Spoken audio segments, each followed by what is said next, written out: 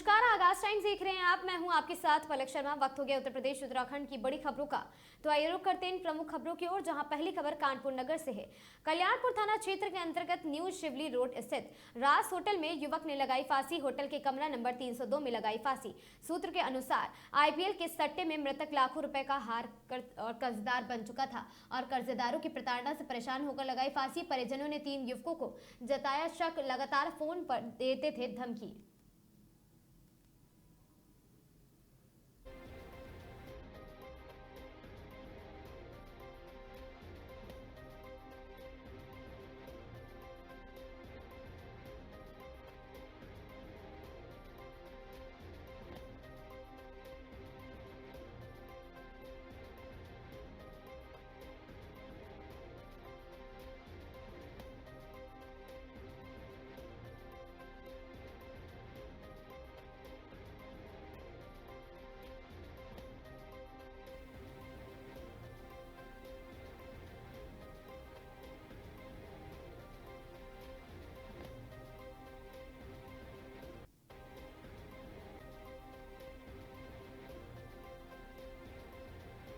पाली थाना क्षेत्र के ग्राम गुटका मऊ में बंटवारे के विवाद को लेकर 2 पक्षों में जमकर मारपीट हो गई। विवाद इतना बढ़ गया कि दोनों पक्षों में लाठी डंडे चलने लगे। मारपीट में महिला समेत 3 लोगों की वहां पर घायल हो गए, अवस्था खराब हो गई, जिन्हें उपचार के लिए पाली पीएचसी में लाया गया है।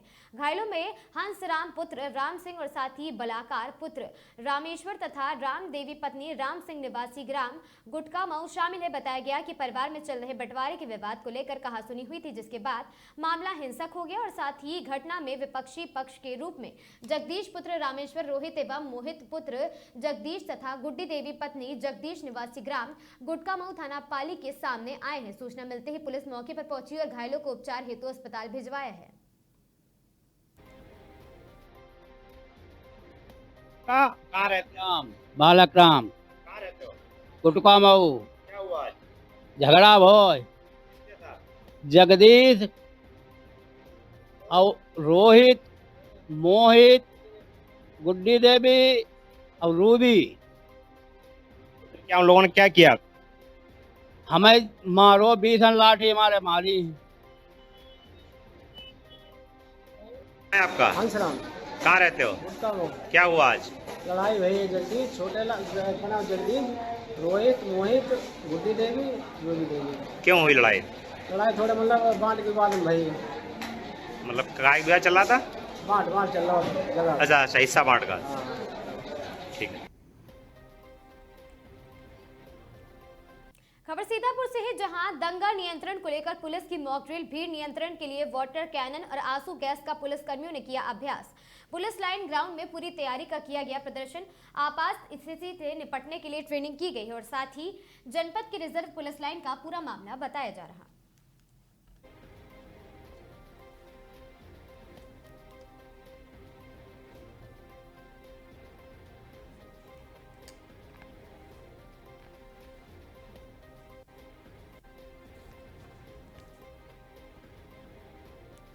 सिद्धार्थनगर से सटे भारत नेपाल सीमा के आने जाने वाले रास्ते की निगाहबानी अब सीसीटीवी कैमरों के माध्यम से होगी। क्रिटिकल गैप योजना अंतर्गत भारत नेपाल के अंतर्राष्ट्रीय सीमा पर 23 सीसीटीवी कैमरे लगाए गए हैं। लगाए गए इन सीसीटीवी कैमरों और साथ ही कहरवा बॉर्डर के अंतर्राष्ट्रीय गेट के चेक पोस्ट पर स्थायी कमरा और शौचालय के निर्माण का लोकार्पण आज जिलाधिकारी ने किया है।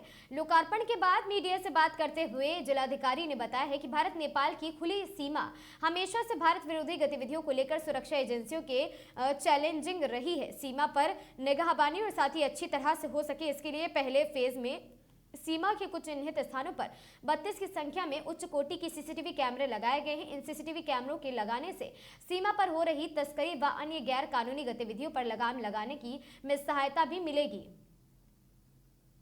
इम्पोर्टेंट पॉइंट्स थे जो कमांडेंट साहब की तरफ से आए थे, उस पॉइंट्स पे हम लोगों ने क्या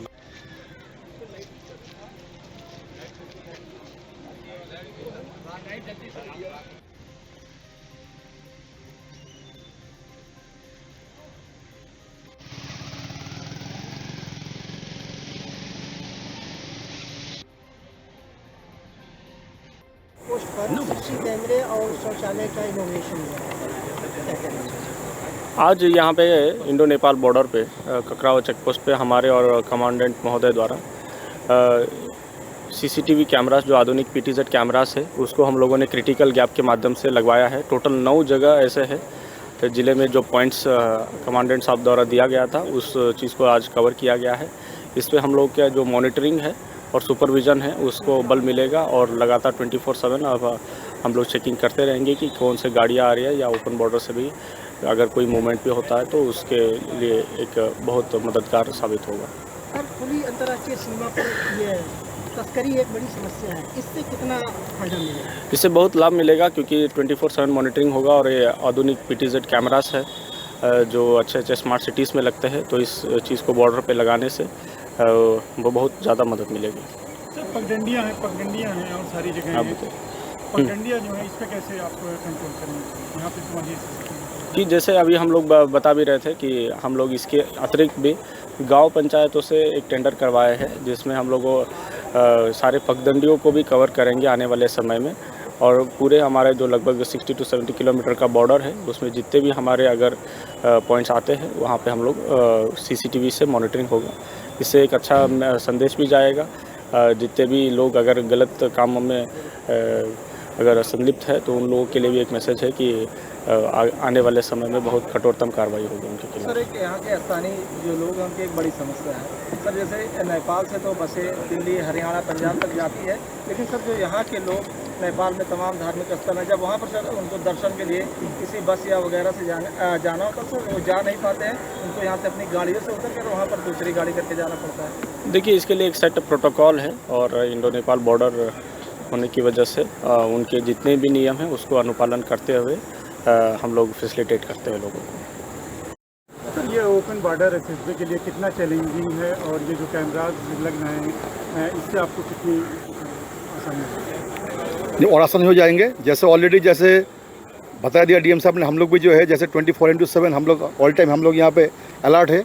जैसे कोई ओपन बॉर्डर होने के नाते भी जैसे कोई यहाँ पे इलीगल जैसे कोई इन्फिल्ट्रेशन क्या कोई ऐसा कोई देशभक्ति कांड ना हो जाए, और साथ में यहाँ पे जो कैमरा लगाया गया हमको जिला प्रशासन तरफ से मिल गया और भी हमने अप्रोच करेंगे जैसे बता दिया ये, और जहाँ जहाँ पे पोरस जगह है जहाँ पे है उसको भी हम लगा देंगे, जैसे हमारा देश का जो इंटीग्रिटी है और मजबूत हो जाए।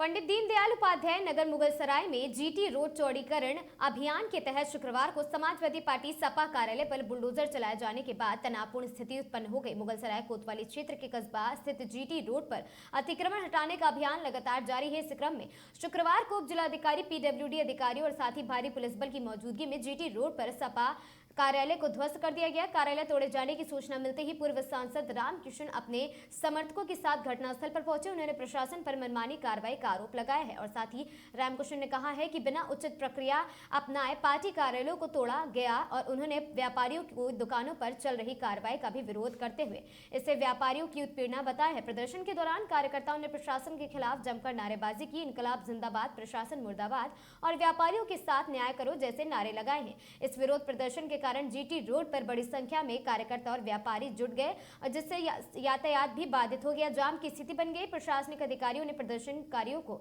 समझाने का प्रयास किया, लेकिन समाचार लिखे जाने तक हंगामा और नारेबाजी जारी थे।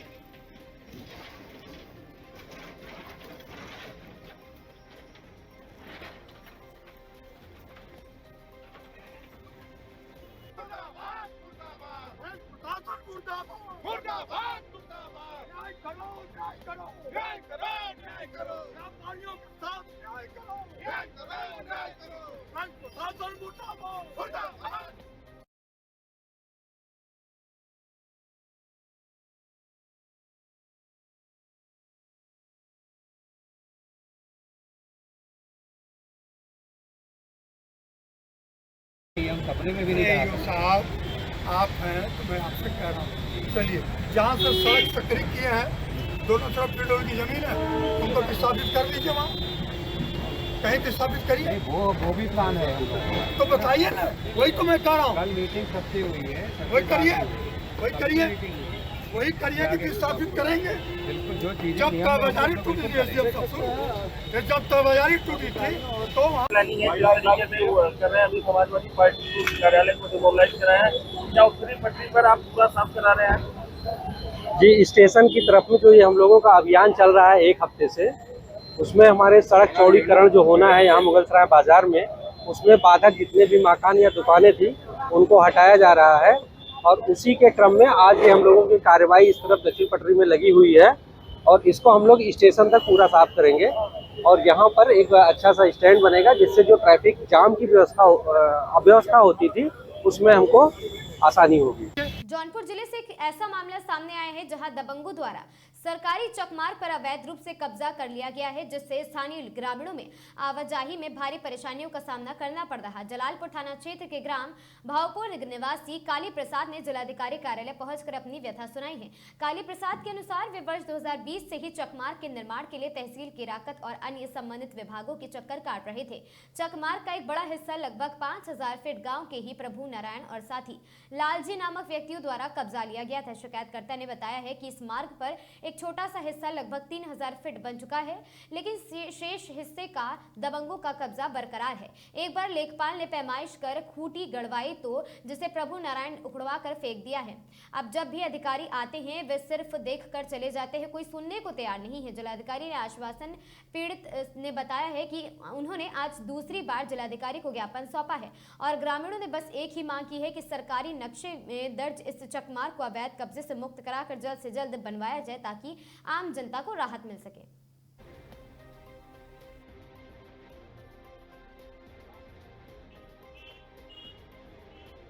क्या मामला है, आप जिलाधिकारी को ज्ञापन दिए हैं? मामला चकमार्ग का है सर, मार्ग का सर 2020 से मैंने तहसील किराकत में दे रहे हैं प्रार्थना पर, कोई सुनवाई नहीं हो रहा है। आने के बाद एक बार लेखपाल आए, उसको बनाए, उसको नाप करके जो है और रिपोर्ट लगाए। थोड़ा मकान बन गया है 3 ईयर में, 5 ईयर बाकी जो है तो दूसरा को प्रभु नारायण कब्जा कर लिया। कौन लोग आपका जमीन कब्जा कर रहे हैं? प्रभु नारायण और लालजी। किस गांव का मामला है? ग्राम भावपुर। कौन सा थाना लगता है? जलालपुर। जलालपुर। क्या इसका तारीफ आप कितने बार कहाँ दिए हैं? तहसील पर दिया और थाने पर दिया, 3 बार उसने लेखपाल और कानूनी लेखपाल 3 लेखपाल आए, उस पर नाप करके एक न आए तो नाप करके रिपोर्ट लगाए, दूसरा आया तो नाप करके मट्टी डलवाए और उसके बाद भी वो खन के फेंक दिए प्रभु नारायण। तीसरा आए तो जो कि नाप ही नहीं रहे, कोई सुनवाई नहीं हो रहा है, तो आकर के चले जाते हैं, बस देख के चले जाते, कोई नापने को राजी नहीं है, कोई बनवाने को। जिलाधिकारी के यहाँ आप कितने बार ज्ञापन दिए हैं? जिलाधिकारी के यहाँ आपको ये दूसरा बार है। दूसरा बार है। यहाँ से क्या रिपोर्ट लगा है अभी तक आपका? जो अभी दिया तो अभी बोले साहब ने बोले कि कहने को तो जाइए आप, आपके पास कोई अधिकारी जाएगा तो बनेगा, तो चकमार गए तो बनेगा। क्या वो चकमार आपके नाम से है? नहीं, चकमार हमारे नाम से नहीं, नक्शे में है, सरकारी चकमार गए, सरकारी है। उस पे आप क्या चाहते हैं कि वो खाली हो जाए? रास्ता बन जाए बस, और कुछ नहीं। रास्ते के लिए? रास्ते के लिए। क्या नाम है आपका? कालिंदर प्रसाद।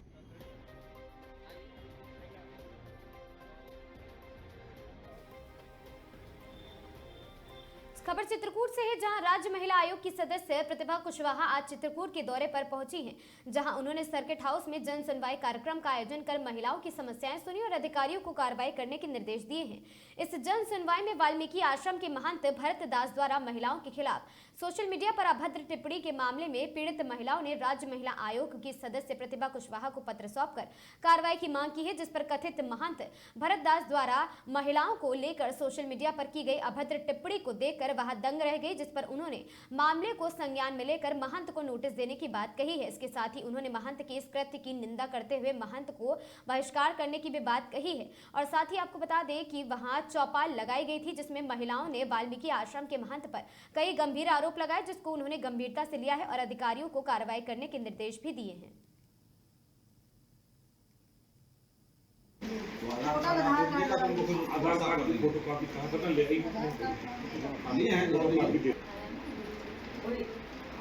अभी महिला मोर्चे की पदाधिकारी है अरे मुझे थोड़ा आई है महिला के जब थक जाएंगे तो फिर हम ही लोगों को नहीं है। हमने उनको बताया है, उन्होंने आश्वासन दिया है वो पूरी कार्रवाई करेंगी और भरत दास को गिरफ्तार करवाएंगी। पता नहीं क्यों यहाँ का शासन प्रशासन मौन है। जहाँ महिलाओं के मान सम्मान की बात होती है वहाँ पर तो सारे आ जाते हैं, महिलाओं का ये महिलाओं का वो, लेकिन आज हम तो जीता जागता उदाहरण है उत्तर प्रदेश का। पता नहीं एक समय में जब महिला का अपमान हुआ था तब कर्ण और द्रोणाचार्य और भीष्म पितामह के रोल में, जो कि जिनके पास पूरा पावर था, सब कुछ कर सकते थे। आज इस कलयुग में उत्तर प्रदेश में कौन कर्ण की भूमिका में है, कौन द्रोणाचार्य बना हुआ है, कौन भीष्म पितामह बना हुआ है, जो हमारे मान सम्मान के साथ इतनी जो हमें ठेस पहुंचाई है, उस पर भी ये शासन प्रशासन और ये प्रदेश खामोश है। देखिए, महिला आयोग के क्रम में जो प्रत्येक महीने लगता है और न्याय पंचायत स्तर पर जा करके महिलाओं के प्रति हो रहे अपराध, सामाजिक आर्थिक शोषण, किसी प्रकार के, ये महिला आयोग इसमें काम कर रहा है। महिला आयोग एक कदम उत्तर प्रदेश आगे बढ़ के काम कर रहा है कि महिला आयोग आपके द्वार हम लोग पहुंचते हैं महिलाओं के बीच में। अभी तक तो ये था कि ज़िले में आते थे, हेडक्वार्टर में बैठते थे, लेकिन अब इसको हम लोगों ने ब्लॉक स्तर पे और न्याय पंचायत स्तर पे पहुंचाने का काम किया। उसी क्रम में मेरा आज मैं आई हुई हूँ, तो अभी कुछ प्रार्थना पत्र मुझे प्राप्त हुए हैं जो महिलाओं के साथ अभद्र व्यवहार, टीका टिप्पणी, अन्य प्रकार के भी हैं। इसको मैंने संज्ञान में लिया है और अभी मेरा पहला दौरा है जेल का, तो जेल निरीक्षण, वहाँ भी हमारी कैदी बहनें भी हैं, उनसे भी मिलना जुलना है और उनके हालचाल लेना है कि वहाँ अंदर वो ठीक ठाक है कि नहीं, उनका स्वास्थ्य कैसा है, इसकी जानकारी लेंगे।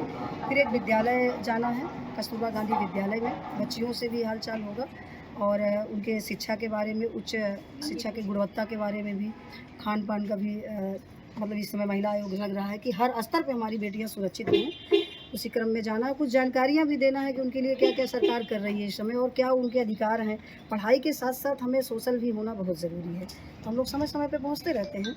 उसी क्रम में अभी उसके बाद फिर जन सुनवाई है, हमारी चौपाल भी है। लेकिन मैम, जिले में एक गंभीर मुद्दा है, वाल्मीकि आश्रम के जो महंत हैं वो लगातार महिलाओं को अभद्र कर रहे हैं, तो इसको किस तरीके से एक्शन में लेंगे, किस तरह की कार्रवाई करवाएंगे आप? देखिए, अभी मैं आई हुई हूँ और अभी 1 घंटा पहले कुछ महिलाएं बहनें मेरे पास आई हुई थी, उन्होंने इस विषय को रखा और मैं आपको बता रही हूँ कि मैंने देखा भी है। उनके जो सोशल साइड है उसमें से उन्होंने ऐसे वीडियो को प्रसारित किए हैं जो महिलाओं के साथ दुर्व्यवहार तो साबित करते हैं। उनकी मानसिकता भी बड़ी घृणित, मतलब मुझे बहुत पढ़ करके और देख करके कि एक आदमी जो एक महंत है और ऐसे पीठासीन पे बैठे हुए हैं, उनको सब महंत, आज भी आपने भी पूछा महंत है ना, तो मैं महंत कैसे उनको मान लूँ कि वो एक महंत है, एक साधु संत हैं। उनकी मानसिकता इतनी घृणित है और मैं पूरी महिलाओं आपके माध्यम से कहना चाहती हूँ जो उनकी चरण वंदना करती हैं और जो हमारा समाज जाके चरण वंदना करता है, सुनता है, उनका बहिष्कार तो समाज को भी करना पड़ेगा, क्योंकि सोशल मीडिया पे साइट पे सब लोग देख रहे हैं कि महंत है क्या है। पहली बात तो उनको महंत कहना बंद कर देना चाहिए, मेरी समझ से ये है, वो महंत कहनाने लायक नहीं है। अगर इस तरह किसी बहन, बेटी और माताओं बहनों के बारे में उनकी इतनी गंदी सोच है, और जब भी ये पूजा पाठ और कथा या किसी प्रकार का आयोजन होता है भक्ति पूजा में, तो वहाँ आप देखिए 80%, 50% की आबादी ज़रूर है, लेकिन अगर उसमें परसेंटेज देखेंगे तो सब महिलाएं ही बेचारी जाती हैं, चरण वंदना करें और आरती पूजा सब में शामिल होती पूरा कथा, क्योंकि आप लोगों के पास इतना समय नहीं रहता। उसके बावजूद भी वो महंत ऐसी बात कर रहा है, तो महंत को तो नोटिस जाएगी और उस पर पूरे मामले को मैं संज्ञान में भी लूँगी। सामाजिक बहिष्कार के साथ कानूनी कार्रवाई कब तक प्रभावी कार्रवाई आप करवा पाएंगी? अभी देखिए, हमें जैसे प्रार्थना पत्र संज्ञान में आया है, मैंने 2 प्रार्थना पत्र को पढ़ा है और मैंने रख लिया, उसको पढ़ूंगी और इसका पूरा आपको आश्वस्त कर रही हूँ कि यहाँ माननीय उत्तर प्रदेश में उप मुख्यमंत्री केशव प्रसाद मौर्य जी, और सबसे बड़ी बात तो आप देखते हैं जो हमारे मुख्यमंत्री हैं श्री योगी आदित्यनाथ जी, उनका कहना है बेटी और व्यापारी से जो भी इस तरह का छेड़छाड़ करेगा उसके साथ उचित कार्रवाई बनती है। और आपने समय समय पे देखा है कि वो कार्रवाई किस किस के स्तर से करवा रहे हैं, और अगर उनके संज्ञान में विषय जाता है, हमारे महिला आयोग के भी संज्ञान में आएगा, हमारा भी जो स्तर है हम उस पर सख्त से सख्त।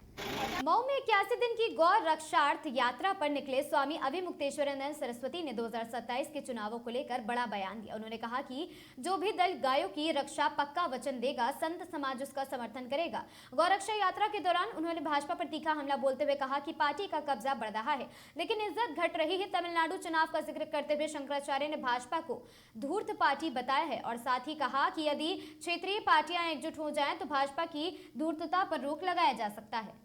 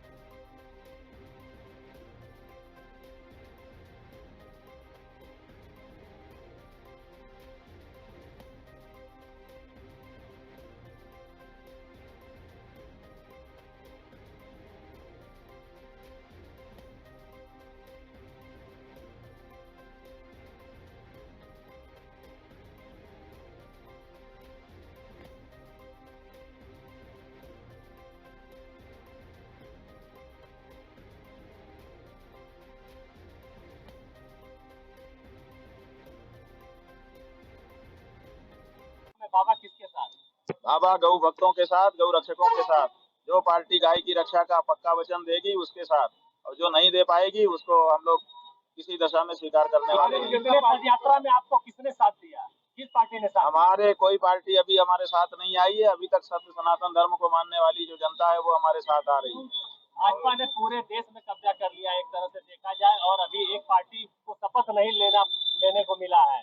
लोग कह रहे हैं कि राज्यपाल जो है वो कर रहा है, दबाव बना रहा है। इस पे आप क्या कहेंगे? हमारा ये कहना है, आपने जो शब्द का प्रयोग किया उसी में सब सार छिपा हुआ है। आपने कहा कि भाजपा ने कब्जा कर लिया है। जो कब्जेदार होता है ना, वो बलपूर्वक कब्जा कर लेता है लेकिन उसकी इज्जत नहीं होती है। तो भाजपा के हाथ में सत्ता बढ़ती जा रही है लेकिन उसकी इज्जत घटती जा रही है। क्या पार्टियां, क्षेत्रीय पार्टियां कमजोर हुई है, इसकी वजह से भाजपा? क्षेत्रीय पार्टियां कमजोर नहीं हुई है। क्षेत्रीय पार्टियां कहीं न कहीं अभी उतनी धूर्तता नहीं दिखा रही हैं जितनी ये लोग दिखाने लग गए हैं।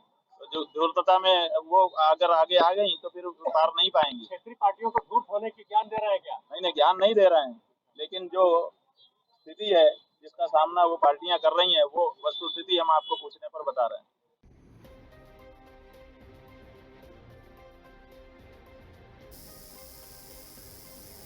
सरोवर नगरी नैनीताल से बहुत दूर गोलजीव जो न्याय की कड़ी देवता माने जाने से जाते हैं और साथ ही उनकी रथ यात्रा चंपावत जनपद से चलकर तमाम क्षेत्रों से गुजरती हुई जगह जगह, जहां आपको बता दें कि गोलजीव देवता के मंदिर बने हुए हैं, अपने भक्तों की आशीर्वाद लेते हुए हल्द्वानी पहुंचती, जहां सैकड़ों भक्तों ने शोभा यात्रा में शामिल होकर पुण्य के भागी बने हैं। इस क्रम में शिक्षिका सुनीता जोशी ने मोबाइल फोन के माध्यम से हमारे जिला संवाददाता ललित जोशी को बताया। उन्होंने कहा कि गोलजीव देवता की शोभा यात्रा चंपावत से शुरू हुई है और साथ ही टनकपुर किच्छा होते हुए हल्द्वानी पहुंची है, जहां सैकड़ों गोलजीव देवता के भक्तों ने शोभा यात्रा में हिस्सा लिया। इस दौरान तमाम श्रद्धालुओं द्वारा भक्तों के लिए जगह जगह पेय पदार्थ एवं फल आदि वितरित किए गए और साथ ही सुनीता जोशी ने कहा कि गोलजीव उत्तराखंड के ही नहीं अपितु पूरे हिंदुस्तान के न्यायकारी देवता के रूप में पूजे जाते हैं। उन्होंने कहा, जब इंसान हर जगह से आस खो देता है तो वह न्याय की गुहार के लिए गोलजीव देवता के मंदिर ही जाता है। वह पत्र के माध्यम से अपनी समस्या को लिखकर भेज देता है तो न्यायकारी गोलजीव देवता उस भक्त की विनती को सुन लेते हैं और उसकी समस्या का निदान कर देते हैं।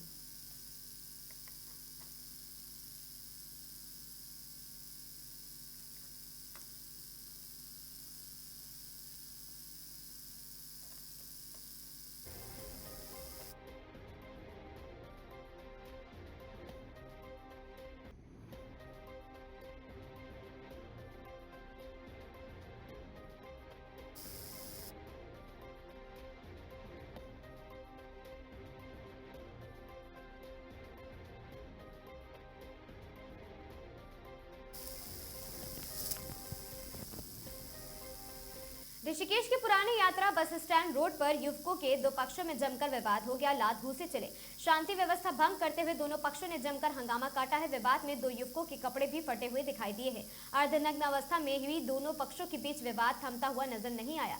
स्थानीय लोगों ने काफी कोशिश की लेकिन विवाद नहीं थमा, जिसके बाद पुलिस को सूचना देकर मौके पर बुलाया गया। पुलिस के सामने भी दोनों पक्ष आपस में बहस करते हुए नजर आए।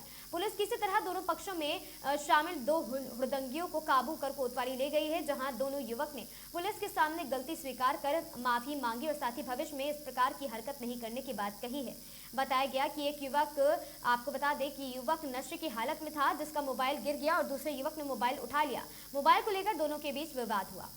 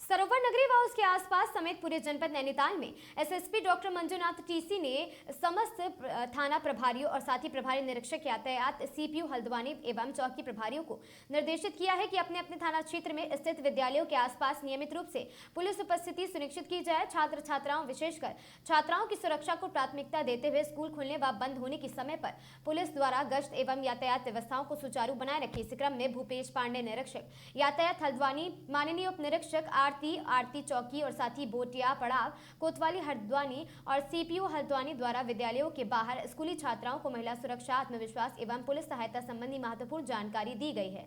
और पुलिस टीम द्वारा छात्राओं को ये भी आश्वस्त किया गया कि नैनीताल पुलिस उनकी सुरक्षा हेतु हर समय तत्पर है तथा किसी भी प्रकार की समस्या होने पर बिना झिझक पुलिस से सहायता ले।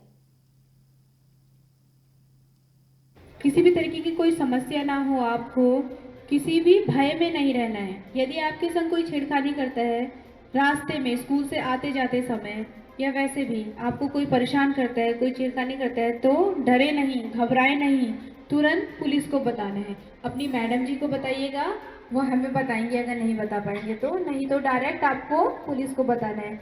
मेरा पर्सनल मोबाइल नंबर मैंने आपको यहाँ दे दिया है, डायल 112 पे भी कॉल कर सकते हैं आप लोग। तो यही हमारी आपसे रिक्वेस्ट है कि आप किसी भी तरीके की किसी भी अपराध को या अगर कोई आपको परेशान करता है, छेड़खानी करता है, इनको बिल्कुल सहना नहीं है, डरना नहीं है, घबराना नहीं है। पुलिस हमेशा आपकी हेल्प के लिए तैयार है, ठीक है? कभी भी डरना नहीं है, तुरंत बताना है। आप मेरे निजी मोबाइल फ़ोन नंबर पर भी कॉल करके अपनी समस्या बता सकते हैं। अभी आपकी छुट्टी होगी, हम लोग गेट पर ही रहेंगे वहाँ, आप मुझे पर्टिकुलर आके भी बता सकते हैं इंडिविजुअल भी, ठीक है? गोविंद वल्लभ पंत कृषि एवं प्रौद्योगिकी विश्वविद्यालय के नवनियुक्त कुलपति डॉक्टर शिवेंद्र कुमार कश्यप ने आज विश्वविद्यालय परिसर में आयोजित एक प्रेस वार्ता के दौरान पत्रकारों से जनसंवाद स्थापित किया। इस दौरान उन्होंने विश्वविद्यालय की आगामी योजनाओं, शैक्षणिक सुधार और किसानों के हित में किए जा रहे शोध कार्य पर विस्तार से अपने विचार साझा किए हैं। इस दौरान कुलपति ने कहा कि विश्वविद्यालय का मुख्य लक्ष्य कृषि शिक्षा के स्तर को अंतर्राष्ट्रीय मानकों के अनुरूप बनाना है। उन्होंने बताया कि पाठ्यक्रम में तकनीकी नवाचारों को शामिल किया जा रहा है, किसान केंद्रित शोध है और साथ ही वैज्ञानिक ऐसे बीजों को तकनीकी का काम कर रहे हैं जो कम लागत में किसानों की आय दोगुनी में करने में सहायक भी साबित हो रहे हैं। इसके लिए हमें शोध शिक्षण और साथ ही प्रसार शिक्षणों के त्रिकोणीय मॉडल पर तेजी से काम करना होगा। हमारे 3 प्रमुख मैंडेट्स में से एक मैंडेट है, हम कहते हैं टीचिंग, रिसर्च, एक्सटेंशन। इन 3 मैंडेट्स पर लैंड ग्रांट पैटर्न की यूनिवर्सिटीज़ चलती हैं, जिसमें पंतनगर प्रथम कृषि विश्वविद्यालय है। इसीलिए तकनीकों का आम लोगों तक पहुंचने के लिए मीडिया की प्रमुख भूमिका है। और मीडिया जब हमारे वैज्ञानिकों के साथ इंटीग्रेट करती है, मीडिया जब हमारे लैब्स के साथ, प्रयोगशालाओं के साथ इंटीग्रेट करती है, शोध केंद्रों के साथ इंटीग्रेट करती है, और वहाँ से क्या हो रहा है, किस उपक्रम में लगे हुए हैं वैज्ञानिक और किस प्रकार से कुछ अच्छा निकल रहा है, आपके माध्यम से, मीडिया के माध्यम से जब ये समाज तक पहुंचता है तो समाज लाभान्वित होता है। इसीलिए हमारी प्रतिबद्धता है, जिसको लेकर आज हम लोगों ने ये प्रेस वार्ता की, कि हम यहाँ इस प्रकार की व्यवस्था बनाएं जिससे आसानी से समाचार, योग्य समाचार मीडिया तक पहुंचे, एक संवाद बना रहे मीडिया के साथ सतत भाव से। जो वैज्ञानिक हैं वो बिल्कुल निर्द्वंद होकर मीडिया के साथ वार्ता करें, अपनी उपलब्धियां बताएं, अपने उपक्रम बताएं, और निरंतर मीडिया में जो कुछ भी अच्छा हो रहा है समाज के लिए वो छपता रहे या इलेक्ट्रॉनिक मीडिया पर लोगों तक पहुंचता रहे। अवधारणा है पर्वतीय कृषि में अनंत संभावना है। कुछ ऐसे देश है दुनिया के जो कि औद्यानिकी की दृष्टि से दुनिया के सर्वश्रेष्ठ देश हो गए हैं, पूरे के पूरे पर्वतीय देश हैं। तो हमारे यहाँ तो ईश्वर की कृपा से उत्तराखंड के अंदर लो हिल्स भी है, मिड हिल्स भी है, हाई हिल्स भी है, यानी जितने तरह के एग्रो क्लाइमेटिक रिक्वायरमेंट्स की आपको जरूरत है सब उपलब्ध है। और इसे देखते हुए औद्यानिकी की दृष्टि से अनंत संभावना है। यहाँ इंफ्रास्ट्रक्चर की जरूरत है, सिस्टम की जरूरत है, प्रशिक्षण की जरूरत है, आत्मविश्वास की जरूरत है, पैर जमाकर खड़े होने की आवश्यकता है। विश्वविद्यालय अपनी पूरी शक्ति से आप तक पहुंचने का प्रयास करेगा और आपके दुख दर्द में आपके साथ खड़े होने का प्रयास करेगा। ये हमारी प्रतिबद्धता है। एक योजनाबद्ध तरीके से हम आप तक पहुंचकर और कुछ बेहतर करने का प्रयास करेंगे, जिससे हम उन सारे गांवों को पुनर्जीवित कर पाएं जो गांव धीरे धीरे सारे देश में मीडिया में घोस्ट विलेजेस के नाम से विख्यात होते चले जा रहे हैं। और जो युवा यहाँ से निकलते हैं, अध्ययन के लिए निकलते हैं, अच्छे उद्देश्य के लिए निकलते हैं, उसमें कोई द्वैत नहीं, समस्या नहीं है, परंतु मात्र आजीविका के लिए, न्यूनतम आजीविका के लिए किसी को विस्थापित न होना पड़े, उसके लिए हम प्रयास करें। आज जनपद उधम सिंह नगर के जसपुर में कांग्रेसी कार्यकर्ताओं ने जसपुर विधायक आदेश सिंह चौहान के नेतृत्व में चंपावत में नाबालिग किशोरी के साथ हुए दुष्कर्म के मामले में प्रदेश सरकार के खिलाफ प्रदर्शन एवं नारेबाजी करते हुए जसपुर के सुभाष चौक पर प्रदेश सरकार का पुतला दहन किया है। कार्यक्रम में मौजूद कांग्रेसी कार्यकर्ताओं ने कहा कि बेटी बचाओ बेटी पढ़ाओ और नारी सम्मान की बात करने वाली भाजपा सरकार में भी आज बहू और बेटियां सुरक्षित नहीं है। उन्होंने कहा अभी जनता अंकिता भंडारी कांड का पूरा हुआ और साथ ही इसको भुला नहीं पाई थी कि चंपावत में नाबालिग किशोरी के साथ हुए दुष्कर्म वहां के मंडल उपाध्यक्ष सहित 2 अन्य लोग शामिल हैं, जिसमें उन्हें सरकार व पुलिस प्रशासन बचाने का काम कर रहे हैं, तो वही पीड़ित को हुई दोषी बनाने में भी जुटे हैं। और साथ ही उन्होंने कहा है कि आज प्रदेश की धामी सरकार भाजपा के लोगों को इस प्रकार कृत्य करने के लिए प्रोत्साहित करने का आरोप लगाते हुए प्रदेश में कानून व्यवस्था लचर हो चुकी है और प्रदेश भर में अपराधी बेलगाम हो चुके हैं। उत्तराखंड में किसान भी सुरक्षित नहीं है और इसका खुलासा किसान की आत्महत्या ने किया है।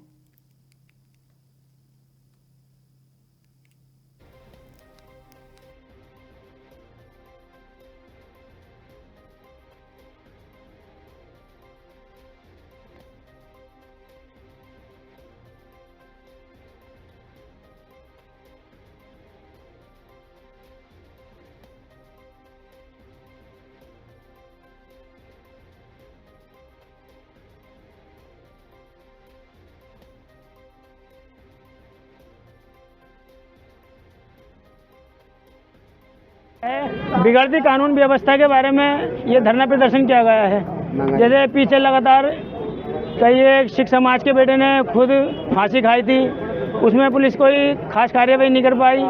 अब ये हालात यहाँ लीपापोती कर दी गई, जैसे चंपावत में सुनने को मिल रहा है। एक ही दिन में पीछे अंकिता भंडारी वाला कांड रहा, इसमें भी लगातार लीपअप होती रही। कई मामलों में लगातार पुलिस प्रशासन केस खोलने में सक्षम नहीं हो पा रहा है और लगातार उत्तराखंड की पुलिस व्यवस्था बिगड़ती जा रही है और यहाँ महंगाई लगातार बढ़ रही है। ये सिलेंडर के दाम गरीब आदमी के लिए बड़ा दिक्कत महसूस हो रही है। जो मजदूरी करने वाले लोग हैं या छोटे छोटे रेस्टोरेंट ढाबे वगैरह चलाने वाले लोग हैं, जो 1000 कमाते हैं और 2000-1500 रुपये सिलेंडर का रेट वैसे ही लगातार बढ़ रहा है। इसके खिलाफ, महंगाई के खिलाफ हमारा ये धरना है और कानून व्यवस्था में सुधार पैदा हो, जो इसके लिए खास प्रोग्राम है। आए दिन उत्तराखंड में बेटियों के साथ कई घटनाएं घटती रहती हैं। अभी चंपावत में एक नई घटना घटी नाबालिग बच्चे के साथ, जबकि पुलिस ने लीपापोती की। पहली बार ऐसा देखा गया है कि एसएसपी और डीएम और सीएमओ एक साथ प्रेस कर रहे हैं। भाई अगर पुलिस ने सही केस खोला है तो एसएसपी का रोल था, खाली वो अपनी बात रखते। तो मेरा कहना है कि इसकी जांच सही हो, क्योंकि कोई लड़की ऐसा नहीं कि, मैं ये नहीं कह रहा कि भाई बिल्कुल सही बात हो सकती है, लेकिन उसकी जांच सही स्तर पर होनी चाहिए। सरकार के दबाव में कोई काम नहीं होना चाहिए। उस बच्ची को, उस परिवार को न्याय मिलना चाहिए। उससे पहले इसी तरह जैसे किसान के साथ घटना घटी थी हमारे सुखवंत के साथ, उसको भी इन्होंने ऐसी कहा था कि उसमें किसी सरकारी अधिकारी का रोल नहीं, क्योंकि पुलिस वाले और ऐसा ही सस्पेंड को सब करके इन्होंने इतनी कर दी। उससे पहले हमारे नैनीताल में जिला पंचायत सदस्यों का अपहरण हुआ। तो ये लॉ एंड ऑर्डर बिल्कुल फेल है। तो हमारा इस सरकार से, क्योंकि अगर आपने नहीं सुधार किया, इन अधिकारियों को चेतावनी है, अधिकारियों क्योंकि नेताओं के दबाव में या सरकारी दबाव में काम करोगे तो आने वाले टाइम में अगर सरकार जब भी कांग्रेस की बनेगी, आपको चुन चुन के हिसाब लिया जाएगा। दूसरा, अभी भाजपा की सरकार है दोनों जगह, और आपने देखा होगा कॉमर्शियल सिलेंडर के रेट एकदम से 1000 रुपये बढ़ा दिए गए। अब कॉमर्शियल सिलेंडर के रेट बढ़ेंगे तो ये समझो कि जितनी खाने की वस्तु, ये सब चीज़ों के रेट बढ़ेंगे, तो महंगाई बढ़ेगी। तो सरकार जबकि कह रही थी कि हम कोई रेट नहीं बढ़ाएंगे, बंगाल चुनाव जब तक ये 5 स्टेटों के चुनाव हुए तब तक रेट नहीं बढ़ाए, और जैसे ही चुनाव समाप्त हुए अगले दिन उन्होंने रेट बढ़ा दिए। तो महंगाई इनके कंट्रोल में नहीं है, लॉ एंड ऑर्डर इनके कंट्रोल में नहीं है। इसलिए हम मांग करते हैं कि पुष्कर धामी जी को इस्तीफा देना चाहिए और चुनाव कराना चाहिए। मुख्यमंत्री पुष्कर सिंह धामी के निर्देशों के बाद हरिद्वार प्रशासन ने अनियमितताएं बरत रहे मदरसों पर बड़ी कार्रवाई की है। जांच के बाद गड़बड़ सामने आने पर डीएम मयूर दीक्षित ने 23 मदरसों की सरकारी सहायता पर रोक लगा दी है। डीएम ने मदरसों की मॉनिटरिंग और जांच के लिए अधिकारियों को कमेटी बनाई थी।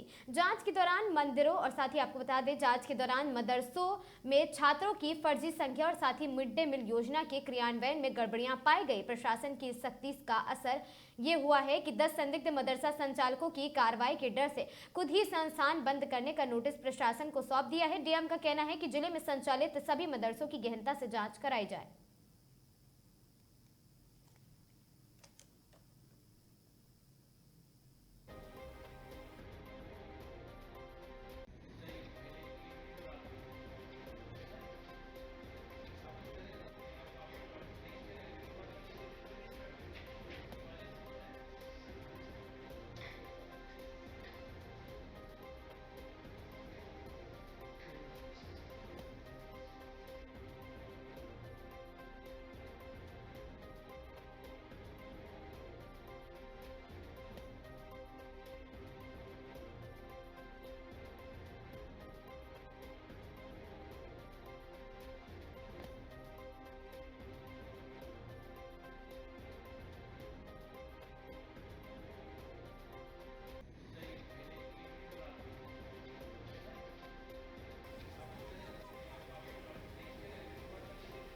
चंपावत में नाबालिग किशोरी के साथ हुए दुष्कर्म मामले को लेकर अब प्रदेश की राजनीति गर्मा गई है।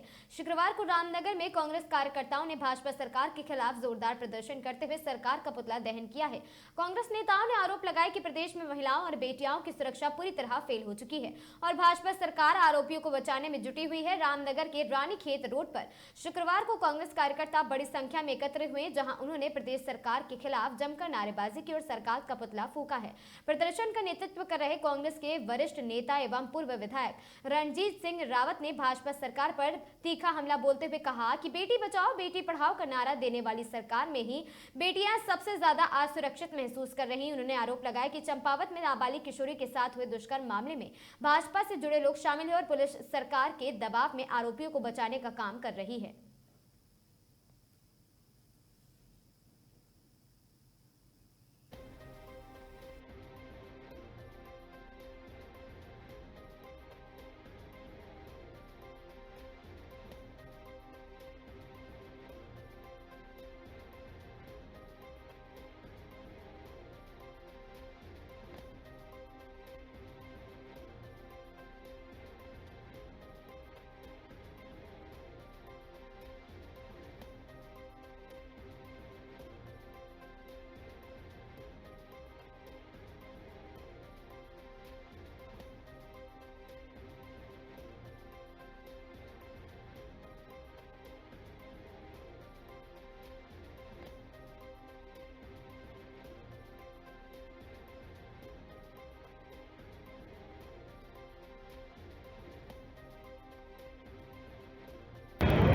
जिस तरह से चंपावत में फिर एक बेटी से भाजपा के ही मंडल उपाध्यक्ष द्वारा और उसके 2 अन्य साथियों द्वारा उसके साथ व्यभिचार करने का मामला आया है, उस पीड़िता के साथ न्याय करने की बजाय शासन, प्रशासन और धामी की सरकार ने पीड़ित को ही जो है दोषी बना दिया। पहले दिन तो उनकी एफआईआर नहीं लिखी गई, दिन भर बेटी और बाप को थाने में बिठाया गया। दूसरे दिन एफआईआर लिखी गई, सुबह कहा गया कि हम दोषियों को पकड़ने जा रहे हैं और शाम आने आते जो है एसपी चंपावत का बयान आ गया कि जो है कांड हुआ ही नहीं है, फर्जी है। तो ये दर्शाता है कि भाजपा अपने पदाधिकारियों को महिलाओं के उत्पीड़न के लिए प्रोत्साहित कर रही है, उनको और जो है उनकी हौसला अफजाई कर रही है कि तुम जितने भी जघन्य अपराध कर लो, हम तुम्हारे खिलाफ एफआईआर भी नहीं करने देंगे और मामलों को फर्जी करार देंगे।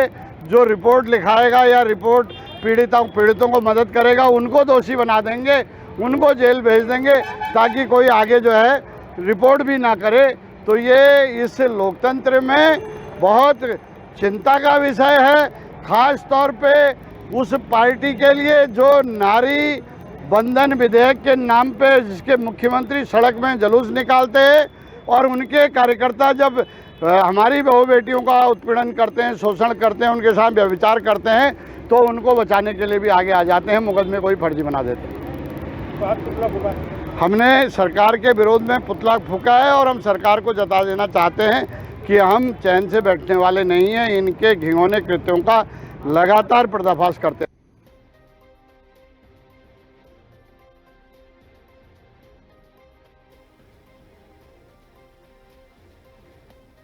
जोधपुर के भदवासिया क्षेत्र स्थित 80 फीट रोड परिहार नगर के पास गौवंश के जले हुए शव मिलने के बाद शहर में भारी आक्रोश फैल गया है। कबूतरों का चौक निवासी रोहित कुमार ने पुलिस को दिए गए परिवाद में बताया है कि 7 मई 2026 की शाम करीब 7:30 बजे उन्हें सूचना मिली कि भदवासिया 80 फीट रोड क्षेत्र में एक गाय का शव आग से जला हुआ पड़ा मिला है और साथ ही सूचना मिलते ही मौके पर पहुंचे, जहां बड़ी संख्या में लोग एकत्रित थे। स्थानीय लोगों और साथ ही पुलिसकर्मियों की सहायता से मृत गाय के अवशेषों को एकत्रित कर रातानाड़ा पुलिस लाइन स्थित पशु चिकित्सालय की ले जाया गया है, जहां पोस्टमार्टम की प्रक्रिया पूरी की गई है। और साथ ही परिवार में कहा गया है कि गौवंश के शव को जलाना बेहद निंदनीय कृत्य है और इससे धार्मिक भावनाएं आहत होती हैं, साथ ही इसे सामाजिक सौहार्द बिगाड़ने का प्रयास भी बताया जा रहा है।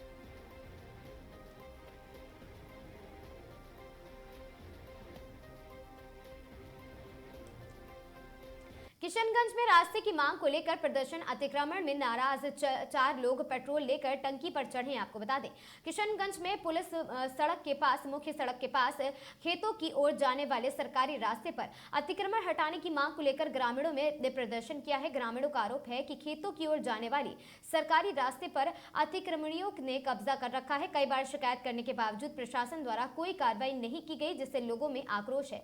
ग्रामीणों ने चेतावनी दी है कि जब तक अतिक्रमण नहीं हटाया जाता आंदोलन जारी रहेगा।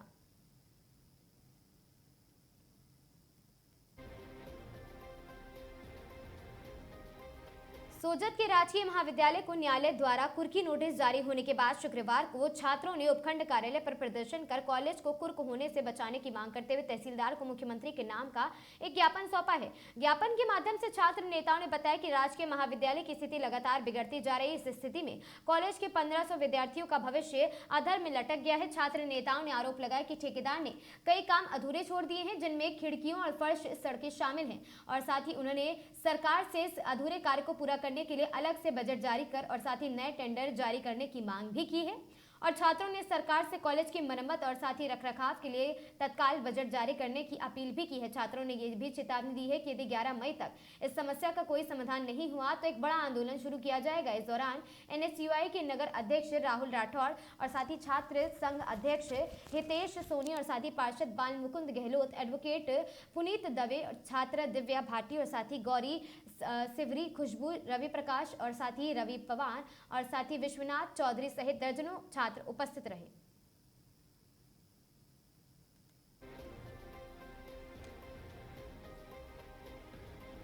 कोटा शहर के अनंतपुरा थाना क्षेत्र में देर रात एक दर्दनाक सड़क हादसे में 22 वर्षीय युवक की मौत हो गई। जानकारी के अनुसार बड़ा बस्ती निवासी महावर पुत्र चैतमल महावर काम खत्म कर बाइक से अपने घर लौट रहा था और बाइक पर उसके साथ एक अन्य युवक भी सवार था। इसी दौरान गलत दिशा से आए तेज रफ्तार ट्रक ने उनकी बाइक को जोरदार टक्कर मार दी। सूचना मिलते ही वहां पर अनंतपुरा थाना पुलिस मौके पर पहुंची और शव को कब्जे में लेकर पोस्टमार्टम के लिए कार्रवाई शुरू कर दी है और साथ ही पुलिस ट्रक की तलाश में जुटी है और मामले की जांच भी लगातार की जा रही है।